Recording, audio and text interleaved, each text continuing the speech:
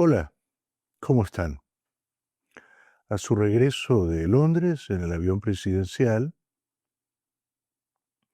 al presidente Trump le han preguntado si ha discutido con Marco Rubio, su secretario de Estado, sobre la urgencia de llevar a cabo un cambio de régimen en Venezuela, que es una manera sutil de decir sobre la urgencia de derribar a la dictadura de Venezuela. Lamentablemente, desgraciadamente, pero era de suponer, Trump ha dicho, no he hablado con Rubio sobre eso, que es una manera sutil de decir, no me he planteado la urgencia de un cambio de régimen en Venezuela, que es una manera a su vez sutil de decirnos, en realidad no voy a tratar de derribar a la dictadura venezolana.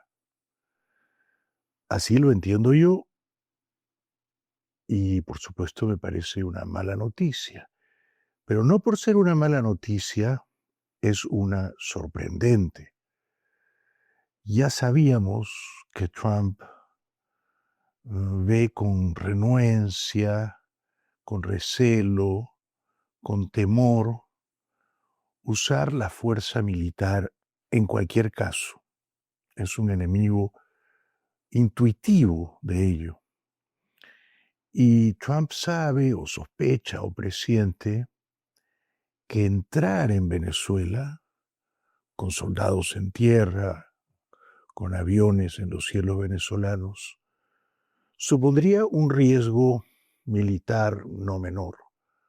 Podrían matarle soldados, podrían capturar soldados como rehenes, podrían derribarle aviones, ¿no? Por eso yo sigo pensando que, a pesar de que Trump ha dicho hoy, no estoy pensando en un cambio de régimen en Venezuela, sí podría eventualmente considerar disparar unos drones, sobre todo eso, unos drones, los MQ-6 Reaper, que están en Puerto Rico, contra ciertos blancos, objetivos, instalaciones del Cartel de los Soles, ¿no? Este podría ser un escenario moderado, prudente, de represalia militar contra el Cartel de los Soles. También en el vuelo presidencial, pero antes en Londres, acompañado del primer ministro Starmer, Trump ha dicho que está decepcionado de Putin. No alcanza con su decepción. Es comprensible, claro, su decepción. Trump pensó que sus poderes de persuasión eran fabulosos y que virtualmente hipnotizaría a Putin y lo convencería de detener la matanza, la invasión, la escabechina en Ucrania, y no fue así. La pena es que Trump no convierte esa decepción en una acción concreta a favor de Ucrania, pues no hace nada para ayudar a Ucrania, y en contra de Rusia, pues tampoco hace nada para castigar a la dictadura rusa, por ejemplo, imponiéndole sanciones. Siempre encuentra la manera de quedar como un observador neutral, como un espectador, bueno, decepcionado, dice él, pero no interviene, no hace nada. No se propone defender la causa del bien, que es la de Ucrania libre, contra la del mal, que es el apetito imperial del dictador, del autócrata ruso. Putin ha dicho, envalentonado porque va ganando la guerra, y la va ganando no por el número de soldados o de tanques o de aviones rusos, sino por la fabulosa producción de drones en Rusia. Rusia está produciendo 80 o 100 drones cada día. Y entonces Putin ha dicho que tiene como 700.000 soldados en la primera línea de batalla en el Donetsk. Putin quiere quedarse con por lo menos el 20% de Ucrania y si lo dejan con el 30% también, ¿no es cierto? Zelensky ha respondido que Ucrania tiene 880.000 soldados en pie de guerra, resistiendo, defendiendo a su patria. Pero ya hemos advertido, a medida que progresa la guerra, una guerra que lleva más de 3 años, que en estos tiempos las guerras no se ganan con soldados, con infantería, con caballería, con bayonetas, como antes, ¿no? Ni tampoco con tanques, porque al principio de la guerra, los ucranianos, disparando esos misiles Javelin desde el hombro, destruían a los tanques rusos, ¿no? Las guerras en estos tiempos se ganan con tecnología y todo indica que los drones rusos son muy superiores a los drones ucranianos. De otra manera, no me explico por qué Putin dispara 500, 600 drones rusos que imitan unos drones de fabricación iraní contra Ucrania, masacrando a la población civil inocente, drones que llegan no solo hasta Kiev, sino hasta Polonia, ¿no? Y en cambio me da la impresión de que Kiev, el gobierno de Zelensky, no tiene drones tan buenos como para dispararlos hasta Moscú. Así las cosas, se ha anunciado hoy que, lo leo en el diario El País de España, es una fuente confiable, que Maduro, ya que hablamos de Putin, está tratando de aprovechar la crisis en Venezuela, la paranoia, el pavor ante una posible intervención militar de Estados Unidos, para sellar una alianza estratégica, así se ha anunciado, con Rusia.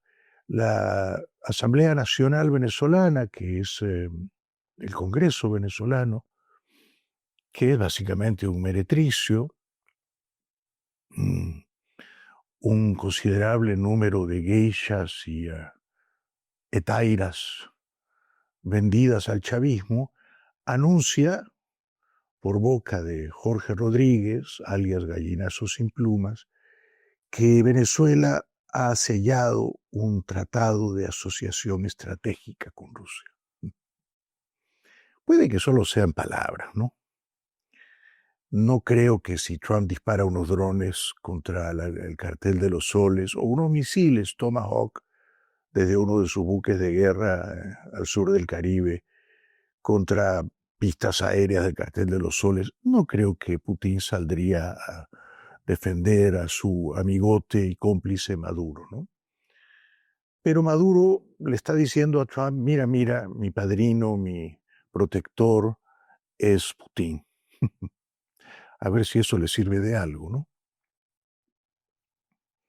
Pero lo que más me preocupa hoy no es que Trump no vea con simpatía un cambio de régimen en Venezuela, esto no sorprende, ni que Trump sea un espectador neutral, pusilánime en la guerra en Ucrania, no hace nada para ayudar a Ucrania, no hace nada para castigar a Rusia. Lo que más me preocupa es que Trump y los suyos parecen particularmente desatados en esto de castigar a quienes los critican. Han suspendido indefinidamente, como ustedes saben, se anunció ayer, al comediante Jimmy Kimmel, solo porque hizo un comentario que seguramente fue desafortunado. Sí, al calor de un programa más o menos irreverente o insolente, ¿no? Estos programas humorísticos tienen que ser a veces un poco irreverentes, ¿no? La irreverencia está en el corazón mismo del humor. Y Kimmel dijo que a él le parecía, yo no lo hubiera dicho, pero fue la opinión desmesurada o desafortunada, inapropiada de un comediante, que el asesino de Charlie Kirk, o sea, el joven Tyler Robinson, a quien seguramente le van a dar la pena de muerte, no era distinto de los de la pandilla MAGA, así usó las palabras Kimmel, ¿no? el asesino de Kirk no era distinto de la pandilla MAGA, con lo cual Kimmel estaba diciendo algo seguramente desafortunado, ¿no? E inexacto.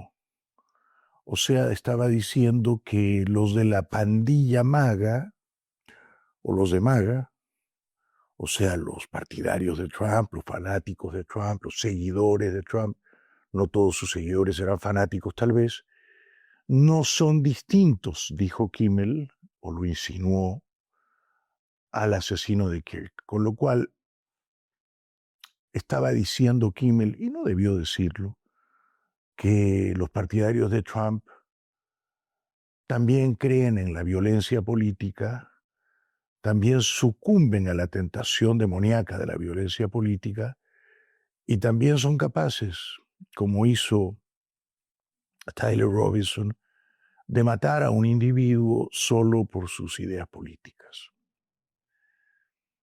¿Se equivocó Jimmy Kimmel al decir esto? Claramente sí, no debió decirlo. Yo no creo que los partidarios de Trump sean todos potencialmente asesinos, no lo creo. Yo creo que la inmensa mayoría de los partidarios de Trump no serían capaces de matar a una persona solo porque discrepa políticamente de ella, ¿no? Dicho esto, ¿hace bien el presidente Trump en celebrar la caída de Kimmel? No. A mí me parece una reacción destemplada y abusiva. ¿Hace bien Trump en decir que Kimmel tenía malos ratings y que ha sido despedido por sus malos ratings? Hace muy mal, porque no es verdad. No lo han despedido por sus malos ratings. ¿Hace bien Trump en decir que Kimmel no tenía ningún talento o no tiene ningún talento? No. Hace muy mal Trump en rebajar a Kimmel, que ha demostrado durante más de 20 años que es un comediante muy talentoso. Ahora, claro, un comediante muy talentoso puede pronunciar una frase desafortunada. No me parece bien tampoco que Trump pida ahora la cabeza de Jimmy Fallon. No contento con haber descabezado o guillotinado a Colbert en CBS News, también un comediante muy talentoso, y ahora a Kimmel en ABC, a Colbert en CBS, perdón, no en CBS News, en CBS, y a Kimmel en ABC, ahora Trump pide o exige públicamente que despidan a Jimmy Fallon. ¿Por qué? ¿Por qué tanto odio del presidente y de sus escuderos contra los comediantes? Por una razón que parece verdaderamente insólita, porque los comediantes se burlan de Trump, hacen escarnio de Trump, caricaturizan a Trump, atacan a Trump, con razón o sin ella, con buen gusto o con mal gusto, esto ya es debatible, ¿no? Hacen bromas divertidas, graciosas o hacen bromas que no funcionan. El humor es así.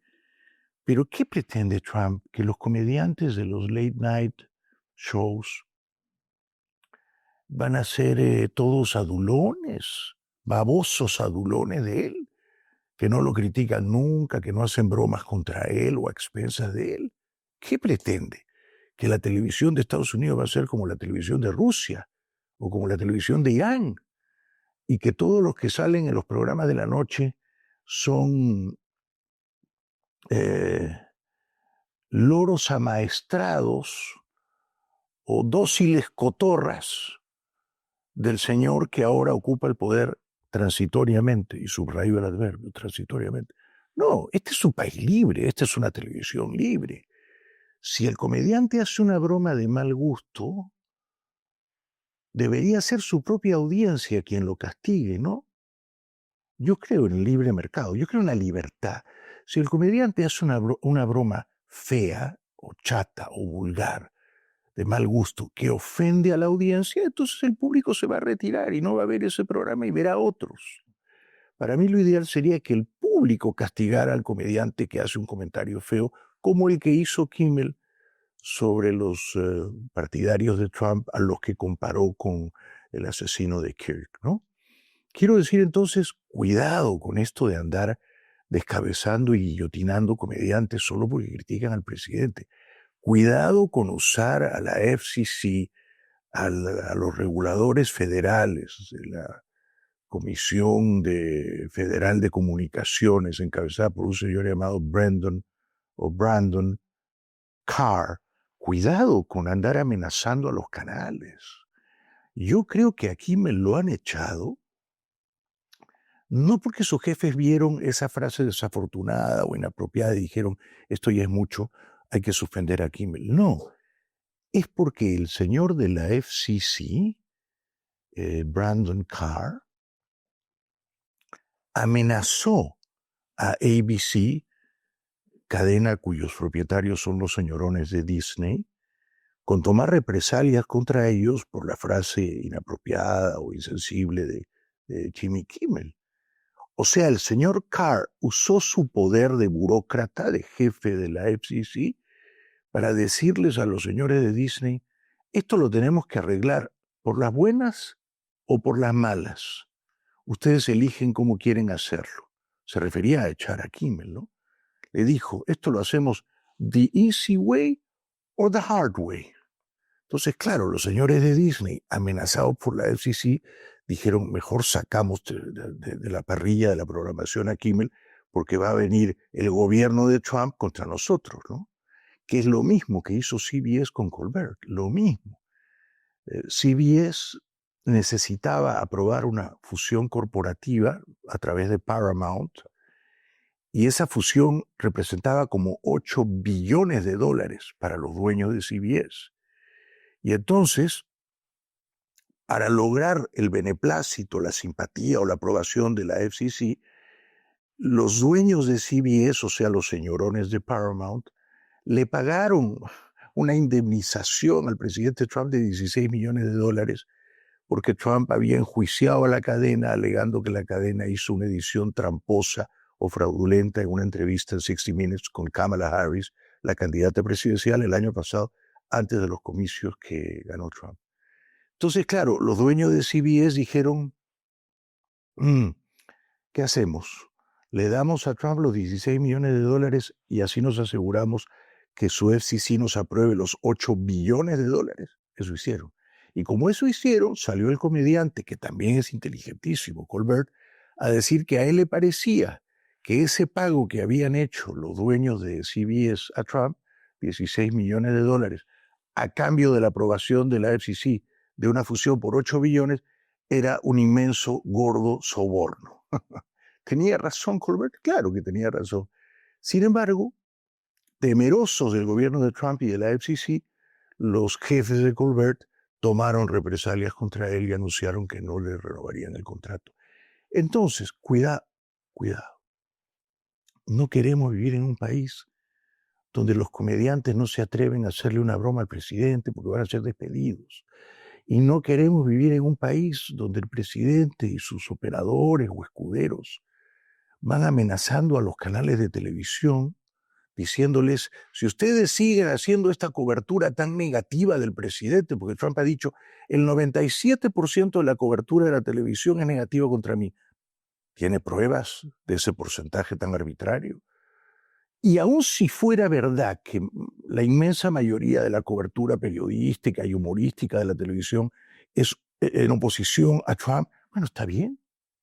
Supongo que es así, ¿no? El periodismo tiene que estar en la orilla contraria al poder y el humor tiene que ser una fuerza irreverente e insolente contra el poder. Quiero decir, cuidado con abusar del poder. Trump todo el tiempo abusa del poder, todo el tiempo.